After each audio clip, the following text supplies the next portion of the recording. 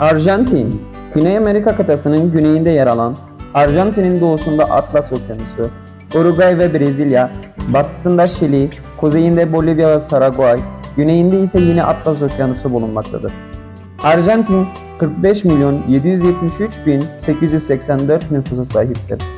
Arjantin 2.791.810 kilometre karelik toplam yüz ölçümüyle Güney Amerika'da ikinci, dünyada ise en büyük 8. ülkedir. Ülkenin resmi dili İspanyolcadır. Ülkenin başkenti Buenos Aires'tir. No olvides suscribirte a mi canal, dar me gusta a los videos, hacer comentarios. Don't forget to subscribe to my channel, like videos, make comments. Gelişmekte olan ülke olarak sınıflandırılan Arjantin, İnsani Gelişme Endeksine göre dünyada 47. Latin Amerika'da ise Şili'den sonra 2. sırada yer alır. Güney Amerika'nın 2. Latin Amerika'nın 3. en büyük ekonomisine ev sahipliği yapar. Mercosur Latin Amerika ve Karayip Devletler Topluluğu, CELAC, Amerikan Devletleri Örgütü, OAS ve G20 topluluklarına üye olan Arjantin, bilimsel kapasitesi ve büyük ekonomisi sayesinde bölgesel güç olarak kabul edilmektedir. Jangan lupa subscribe channel saya, like video, beri komentar. Arjantin'de dine baktığımız zaman, Arjantin resmi dini olmayan seküler bir devlettir.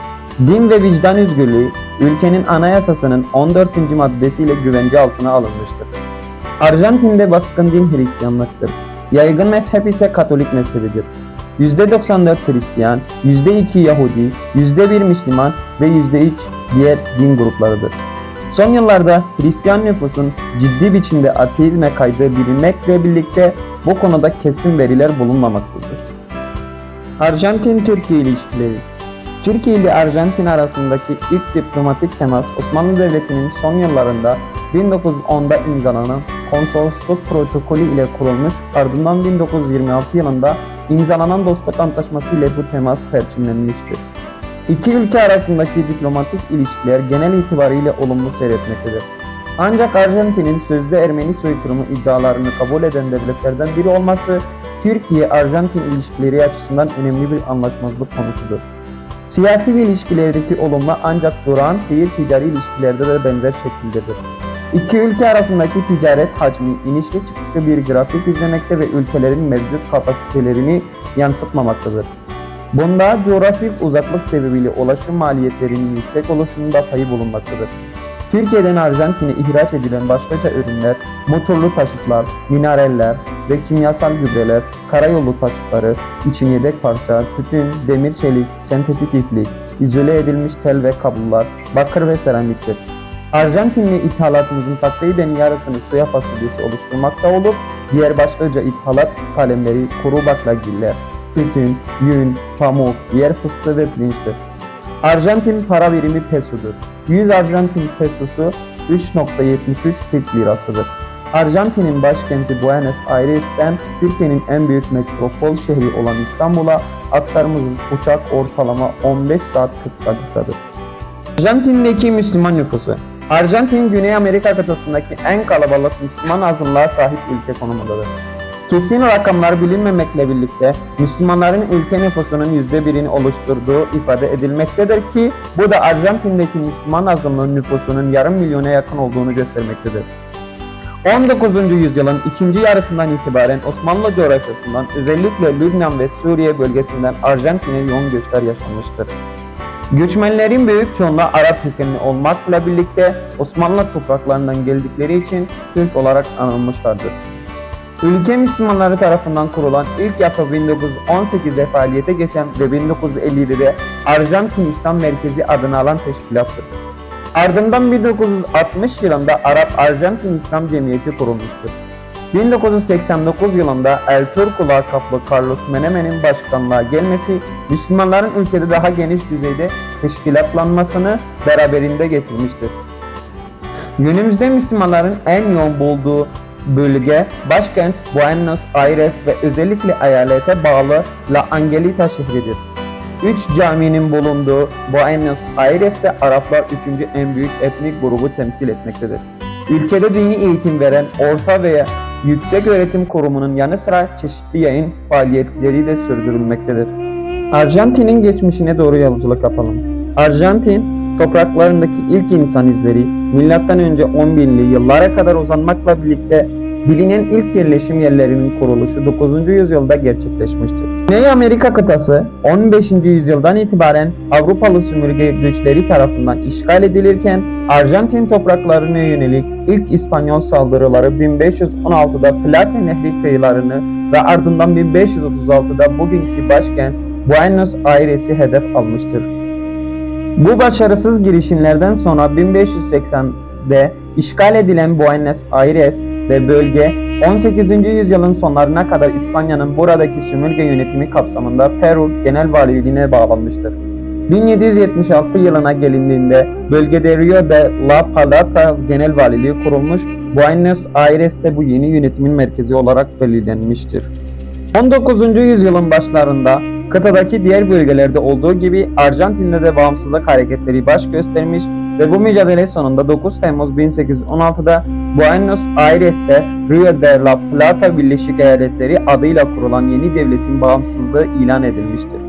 Ancak bağımsızlığı takip eden ilk yarım yüzyıllık dönem yeni ulus devletinin inşası şeklinde gelişmiş ve bu süreçte yeni devletin iktidarının kim tarafından temsil edileceği yönündeki mücadeleler devam etmiştir. Bu süreç aynı zamanda kıtada bağımsızlığını kazanan diğer devletler Uruguay, Paraguay, Peru, Brezilya, Şili ve Venezuela arasında çeşitli ittifakların kurulduğu ve yeni devletlerin sınırlarının belirlenmeye çalışıldığı bir dönem olmuştur. Buenos Aires, 1852'deki kurucu meclise katılmayı reddetmesi üzerine konfederasyon dışında kalmıştı. 1853'te ilk anayasa kabul edilerek Paraná ilk başkent olarak belirlenmiş, ancak 1862 yılında Arjantin Cumhuriyeti'nin ilk başkanı olarak Buenos Aires valisi Bartolomé Mitre seçilmiş ve başkent Buenos Aires'e taşınmıştır. Avrupa'da yaşanan ekonomik daralma ve ham madde ihtiyacı, zengin yeraltı ve yerüstü kaynaklarına sahip tarımsal faaliyetler açısından elverişli Arjantin'i 1870'li yıllardan itibaren yeni bir göç merkezi haline getirmiştir. Göçler özellikle 1. Dünya Savaşı'ndan sonra da yoğun biçimde devam etmiş, yeni yatırımlarla 1930'lara gelindiğinde Arjantin dünyanın en zengin devletlerinden biri olmuştur. Ordunun yönetimi el koyduğu 1930'lardan sonra ülke ekonomik darboğaza girmiş ve ülke yönetimi dış siyasi müdahaleler, askeri darbeler ve krizlerle pek çok kez el değiştirmiş.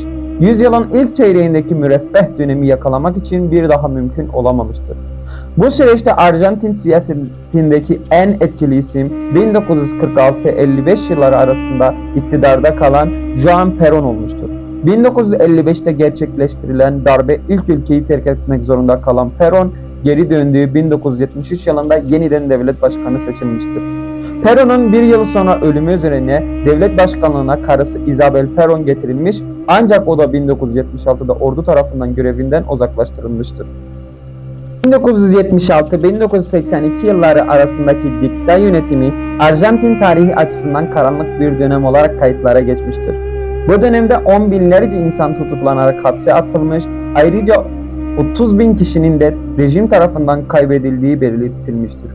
1983 yılında yönetim yeniden sivil idareye bırakılmış, 1989-99 yılları arasında iktidarda kalan Suriye kökenli ve El Turco lakaplı Carlos Menem dönemi Arjantin yeniden yapılandırıldığı ve kalkınma hamlelerinin gerçekleştirildiği bir dönem olmuştur.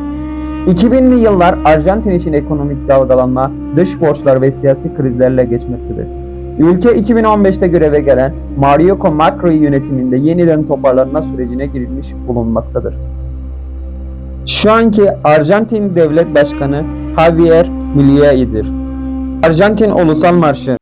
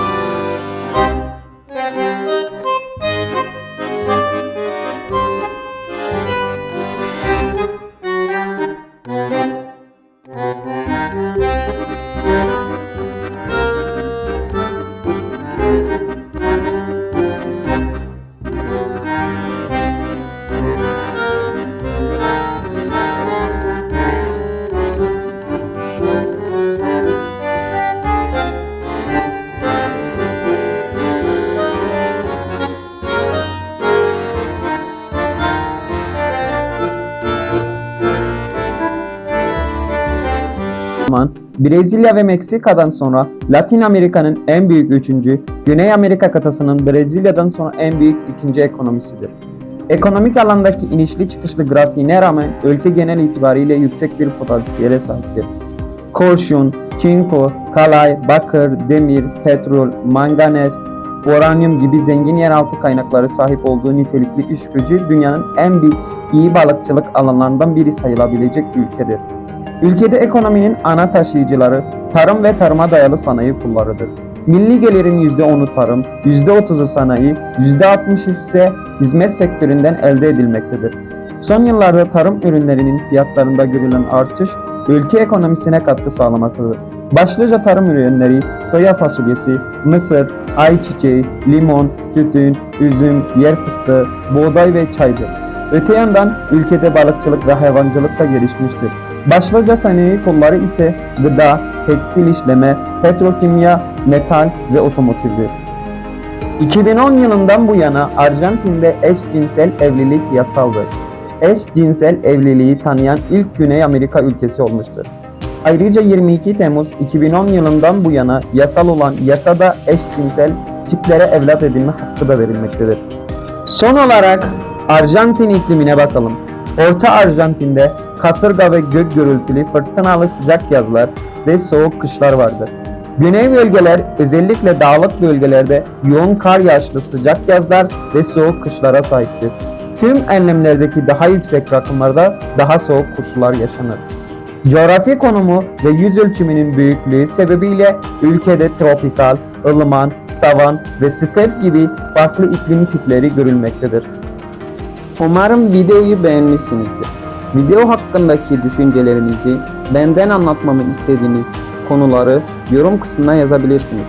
Yeni yükleyeceğim videoları kaçırmamak için abone olmayı, bildirimleri açmayı, beğenmeyi unutmayın. Yeni videoda görüşmek üzere, hoşça kalın.